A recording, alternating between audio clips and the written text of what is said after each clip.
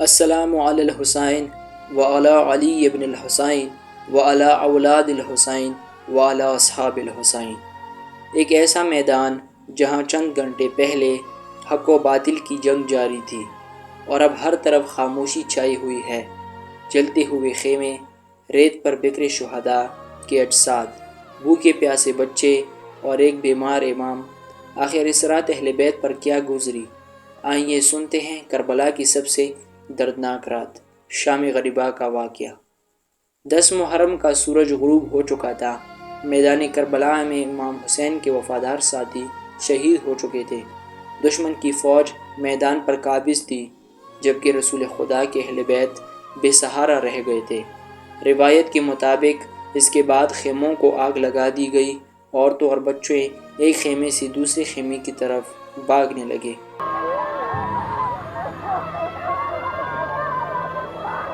ہر طرف دھواں، آگ اور خوف کا عالم تھا۔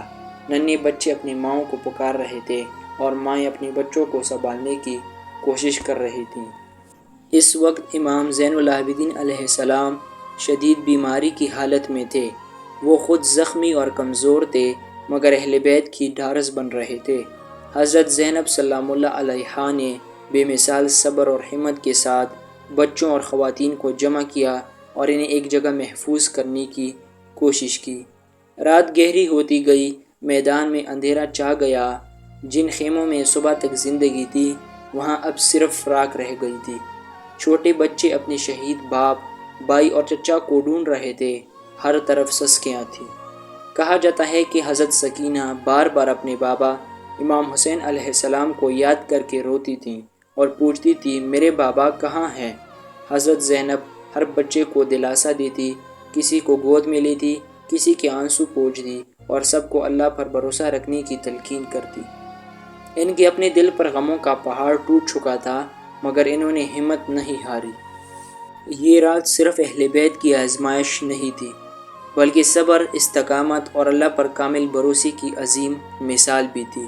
ہر مصیبت کے باوجود کسی نے حق کا راستہ نہیں چھوڑا۔ رات بھر اہل بیت نے اپنے شہداؤں کو یاد کیا۔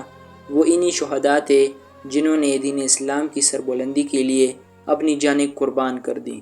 اگر یہ قربانیاں نہ ہوتی تو شاید حق اور باطل کا فرق اس طرح واضح نہ ہوتا۔ صبح ہونے پر قیدیوں کے سفر کا آغاز ہوا۔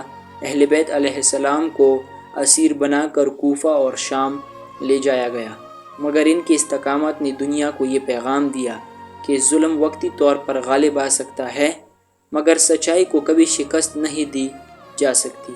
شام غریبہ صرف ایک تاریخی رات کا نام نہیں، بلکہ صبر، وفا، قربانی اور حق پر ثابت قدم رہنے کی علامت ہے۔ آج بھی جب محرم آتا ہے تو یہ رات ہمیں یاد دلاتی ہے کہ حق کی خاطر دی گئی قربانی کبھی رائیگاں نہیں جاتی۔ اگر آپ کو یہ معلوماتی ویڈیو پسند آئی ہو تو میرے چینل فقہ جعفریہ کو ضرور سبسکرائب کریں اور اس ویڈیو کو اپنے تمام دوستوں کے ساتھ شیئر کریں تاکہ آپ کے علم میں بھی اضافہ ہو، آپ کے دوستوں کے علم میں بھی اضافہ ہو۔